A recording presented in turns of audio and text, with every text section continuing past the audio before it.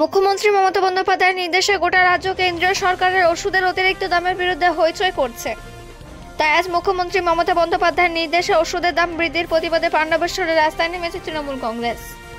ওষুধের দাম বৃদ্ধি করার প্রতিবাদে পাণ্ডবেশ্বর ডিভিসি মোড় থেকে পাণ্ডবেশ্বর বাজার হয়ে পাণ্ডবেশ্বর রেল স্টেশন পর্যন্ত একটি র্যালি বের করা হয়। এই সমাবেশে প্রায় 2000 নারী পুরুষ উপস্থিত ছিলেন।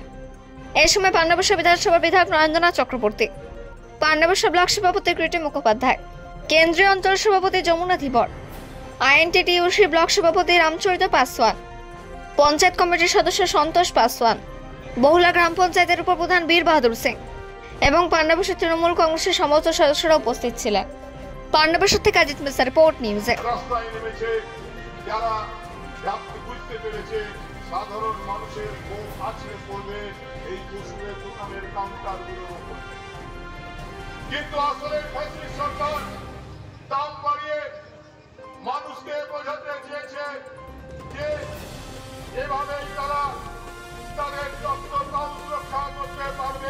আমাদের প্রোগ্রাম ছিল মমতা বন্দ্যোপাধ্যায় তৃণমূল কংগ্রেসের সর্বভারতীয় সভানেত্রী, তিনি নির্দেশ দিয়েছিলেন 4 এবং 5 তারিখে ওষুধের দাম বৃদ্ধির বিরুদ্ধে প্রতিবাদ করতে। তাই আমরা পাণ্ডবেশ্বর ব্লকে প্রতিবাদ মিছিল করব। আপনারা জানেন এই বাজেটে 3-2 আগে থেকে একটা নির্ধারিত হয়েছে যে ওষুধের দাম চরম আকারে বেড়ে গেছে। যে কোনো ওষুধ, সে প্যারাসিটামল থেকে শুরু করে, সুগারের থেকে শুরু করে, প্রেশারের থেকে শুরু করে সমস্ত ওষুধের দাম 748টি ওষুধের দাম বেড়ে গেছে প্রচুর আকারে। তাই তারই প্রতিবাদ স্বরূপ আমরা সারা পশ্চিমবাংলা জুড়ে মমতা বন্দ্যোপাধ্যায়ের নেতৃত্বে চলছে।